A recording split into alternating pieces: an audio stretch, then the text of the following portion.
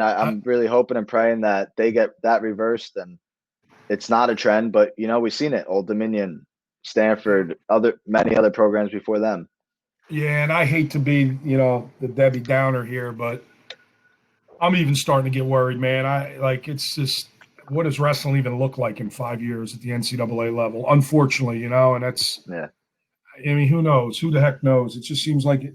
And I shouldn't speak for any program or any university, institution, whatever the case might be, but how is an AD, like that is your sole purpose to keep every sport there? I don't know. And I'm sure it has nothing to do. Maybe it's the president or whatever. I don't know the situation. But if Stanford's going to cut sports, I think Stanford may be the number one athletic program in all the NCAA, right? With Texas and North Carolina probably. So how does that happen at that school? There's got to be some type of your pride, or you're competing to keep everything. You try to keep everything. And the fact that, because I talked with Coach Borelli, that it was just boom. He had no idea. He had no idea that was coming. And now he has a year to keep it. It's just scary, man. It's scary. Yeah. But it's the job I'm in, and you deal with it. And, all you can do, and I've had a lot of people ask, how do you keep wrestling at your university important? Have relationships, have a constant dialogue. I got on the phone right away and just talked to our administrators and where we at, what's going on. And nobody really knows, but I'm like, are we in trouble? And no, of course you're not in trouble. Well, I didn't think Stanford was in trouble either. So right. Never I don't think they thought they were in trouble based on the momentum they had going. Yeah. So you have a great relationship with Kerry McCoy and been in contact with him quite a bit. And he's moving his family across the country to take over that RTC program, and then boom. So yeah. And on top of that, man, I'm on the beach hanging out with my buddy Randy Jacobic and his family in Lavalette yesterday, and Shane Griffith goes walking by with a buddy, so I kind of got a chance to talk to him a little bit. And man, he's in the same boat. He was hanging out with his friends down in Cape May, got the news, and he's like not a million, but he's like, I got coaches, I got people hitting me up. He's like, dude, I'm finding out right now just as well. He's like, I have no clue. He's like, I'm driving north right now to talk to my parents for the first time about it. I got to figure this thing out.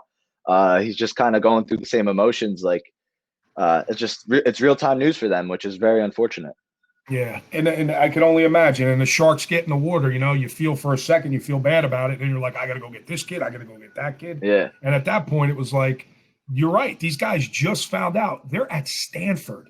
They're wrestling. They're getting an incredible education. Yeah. And now you have to make a decision. Do I stay there and get my degree from that university, or do I transfer? And so that's what sucks for those guys, man. I couldn't even imagine if you're willing, especially the Jersey guys that are on that program or in that program, if you're going to make a decision to go all the way across the country to get a world-class education, and then now what do you do? It's just, so there's a lot more that goes into it. It's a lot more than just wrestling.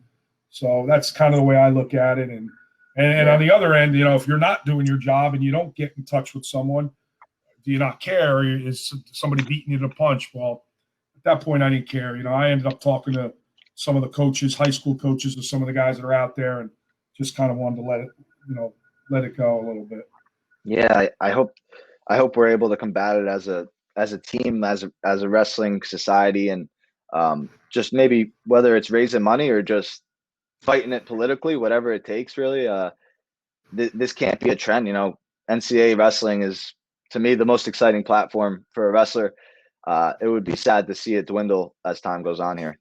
So just talking about the NCAA championships, the wrestling championships, I spoke to a Cornell athletic director before they made the announcements. I kind of knew they were making announcements to go all everything canceled in the fall.